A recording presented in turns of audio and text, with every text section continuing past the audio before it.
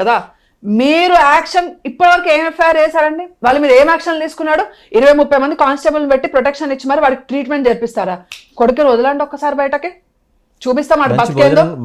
వదలండి ఒకసారి బయటకి జైల్లో విత్ ప్రొటెక్షన్. ఇదే అండి, ఇదే గవర్నమెంట్ చేసేది, ఇదే మసీదులని నేను ఇప్పుడే చెప్తున్నానండి. ఇంకొకసారి ఎవరైనా కూడా గుళ్ళ జోలకు వస్తే, ఒక్క గుడి ధ్వంసం అయితే 100 మసీదులను కూలగొట్టడానికి హిందువులు రెడీగా ఉన్నారు. దీన్ని మీరు తట్టుకోగలుగుతారా? కాంగ్రెస్ ప్రభుత్వం తట్టుకునేదానికి దమ్ముందా? హిందువులందరూ రోడ్ల మీదకి వస్తే మీ బతుకులేంది, మీ రాజకీయ బతుకేంది? రేవంత్ రెడ్డి ఎంత ఎంత ఎంత ఎన్ని రోజులు అయిందండి సీఎం అయ్యి? సంవత్సరం అయింది. ఏ స్టేజ్ లో ఉండేవాడు రాజకీయాల్లో? ఏ స్టేజ్ లో ఉన్నాడు?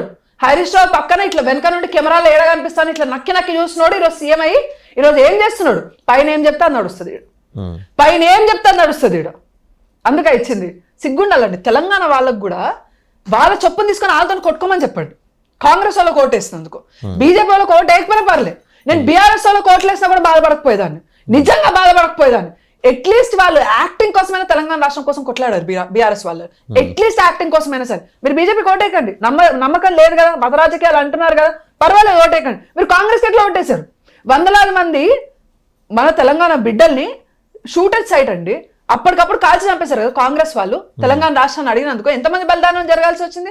కాంగ్రెస్ వాళ్ళు సోనియా గాంధీ ఇటువైపు ఇలా కన్నేసి చూడనందువల్ల తెలంగాణ రాష్ట్రంలో అవన్నీ మర్చిపోయి 10 సంవత్సరాల తర్వాత మళ్ళీ కాంగ్రెస్ చేతిలో మనం అప్పగించని చూసారు అధికారము.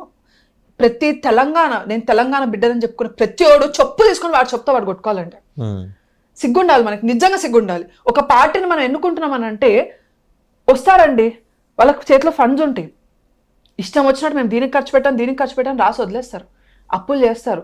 ఆ డబ్బునే తీసుకుపోయి వాళ్ళ సొంతానికి వాళ్ళు వాడుకుంటారు. అపోజిషన్ పార్టీలో గెలిచిన ఎమ్మెల్యేలు కాదా? వాళ్ళ నియోజకవర్గానికి ఫండ్స్ ఇవ్వాల్సిన అవసరం లేదా? ఆ నియోజకవర్గం నీ రాష్ట్రం కిందకి రాదా? ఆ నియోజకవర్గంలో అభివృద్ధి జరగకపోతే నీ రాష్ట్రం వెనుకబడింది కాదా? అన్ని ఎప్పటి వరకైతే ఎలక్షన్స్ ఉంటే అప్పటి వరకే పార్టీ అండి. దాని తర్వాత నువ్వు సీఎం, మేము ఎమ్మెల్యే అన్నప్పుడు మేము అలానే ఉండాలి. ఒక సీఎంగా నీకు ముఖ్యమంత్రిగా నీకు ఇచ్చే మర్యాద ఉంటుంది. మేము ఎమ్మెల్యే అన్నప్పుడు నీ కాంగ్రెస్ ఎమ్మెల్యేలకి నువ్వు ఇచ్చే ఫండింగ్ బీజేపీకి కానీ బీఆర్ఎస్ ఎమ్మెల్యేలు కానీ ఎందుకు వెళ్ళకపోతున్నావు? ఎందుకు? అది కేసీఆర్ టైంలో కూడా అదే జరిగింది. ఆయన బహిరంగంగా సభల్లో కూడా చెప్పాడు, మీరు ఒక మూర్ఖుడిని ఎన్నుకున్నారు, ఇక్కడ బీఆర్ఎస్ వాళ్ళని ఎన్నుకుంటేనే ఫండింగ్ వస్తుంది, అభివృద్ధి జరుగుతుంది, లేకపోతే వేరే పార్టీ వాళ్ళని ఎన్నుకుంటే మీకు అభివృద్ధి జరగదు అని అంటే నువ్వు ఏం కాన్స్టిట్యూషన్ ఫాలో అవుతున్నావు? నువ్వు గెలిచిన తర్వాత ఇర్రెస్పెక్ట్ ఆఫ్ పార్టీ అండి, నరేంద్ర మోదీ గారు లక్షల కోట్ల రూపాయలు తెలంగాణ రాష్ట్రానికి ఫండింగ్ ఇచ్చారు. మాకు ఎన్ని సీట్లు వచ్చాయండి ఇక్కడ తిప్పి కొడితే? ఇదే ఫోకస్ వాళ్ళు నార్త్ సైడ్ పెట్టచ్చు కదా, సౌత్ ఎందుకండి అసలు? మాకు తమిళనాడుకి ఎన్ని లక్షల కోట్లు ఇచ్చారు? నేను ప్రశ్న అడుగుతా, అంత ఫోకస్ పెట్టిన యూపీలో 60 లోక్సభ సెగ్మెంట్లు మీరు పోగొట్టుకున్నారు. చాలా రీజన్స్ ఉన్నాయి. ఇప్పుడు ఒకటండి, బీజేపీ అధికారంలో వచ్చే వరకు సరే కాంగ్రెస్ ని చేయడమా ఇది ఎవ్రీథింగ్ ఇస్ ఫైన్. ఒక్కసారి అధికారంలోకి వస్తే నరేంద్ర మోదీ గారు ఆయన సిద్ధాంతం చాలా క్లియర్ ఉంటుందండి.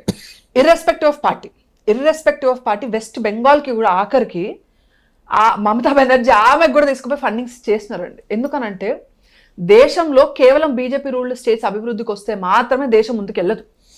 ప్రతి రాష్ట్రం, ప్రతి గ్రామం అంత్యోదయ సిద్ధాంతం అంటే అదే అండి. అంత్యోదయ అంటే బీజేపీ రూల్డ్ ఉన్న స్టేట్స్లోనే అంత్యోదయ సిద్ధాంతం కాదు. తెలంగాణ రాష్ట్రంలో కూడా మాలుమూల గ్రామాలకి, రూరల్ ఏరియాస్లో రోడ్ చేయించినారు నరేంద్ర మోదీ గారు. లక్షల కోట్ల రూపాయల ఫండింగ్ అనేది జరిగింది నరేంద్ర మోదీ గారి తరఫున. అదే స్టేట్స్లో వచ్చేసరికి వాళ్ళకి ఆ సిస్టమ్ లేదండి. ఎందుకంటే వాళ్ళు ఎప్పుడు కూడా ఏంటి, ఆ డబ్బును దాచుకోవడం. ఈ పలానా కాన్స్టిట్యున్సీలో బీజేపీ మళ్ళీ గెలవద్దు అని అంటే ఏం చేయాలి? ఇప్పుడు మీరు ఎమ్మెల్యే గెలిచారండి ఒక కాన్స్టిట్యున్సీలో, సీఎం మీకు ఫండ్స్ ఇవ్వనంత కాలం మీ కాన్స్టిట్యున్సీకి మీరు ఏం చేయగలుగుతారు? మీ జోబుల నుంచి ఖర్చు పెట్టగలుగుతారా? ఎవరైనా చేస్తారా అండి? ఒక 10,000 సంపాదించుకునేటోడు కూడా బిచ్చగాడికి రూపాయే వేస్తాడు. గుర్తుపెట్టుకోండి మాట, 10,000 తీసుకుపోయి ఇవ్వడు. ఏ రాజకీయ నాయకుడైనా రాజకీయాల్లో వచ్చేవాడు ఎంత సంపాదించుకోవాలనుకుంటాడు కానీ 10 మందికి చేయాలని గుణం ఉన్నా కూడా వాడు జోబులోంచి పెట్టాడు. వాడికి వచ్చిన ఫండ్స్ ని కరెక్ట్ గా పెడతాడు తప్ప జోబులోంచి ఎవరు పెట్టరండి. రైట్, మనం ఒకసారి టీటీడీ దగ్గరకు వద్దాం. బోల్డ్ అన్ని కాంట్రవర్సీస్ ఈ మధ్య కాలంలో. సరే, మొన్నే కొత్తగా చైర్మన్గా బిఆర్ నాయుడు గారు వారి బాధ్యతలు స్వీకరించగానే హైందవేతరులని ఇక్కడి నుంచి పంపిస్తాం అంటే వాళ్ళని పొట్టకొడతామని కాదు ఆయన అన్నది, వాళ్ళకి ఫిట్ అయిన డిపార్ట్మెంట్స్కి వాళ్ళు అభ్యర్థన పెట్టుకుంటే అక్కడికి పంపిస్తాం, లేదంటే బలవంతంగానే పంపించేస్తాం అని. అది చట్టపరంగా దానికి కొన్ని ఇబ్బందులు ఉన్నాయి. మీకు ఏంటంటే టీటీడీ బోర్డు పెట్టినప్పుడు ఈ రూల్స్ లేవు. ఎక్కడ లేని వాళ్ళందరూ వచ్చి చేరిపోయారు. మీకు నేను ఒక ఉదాహరణ చెప్తా.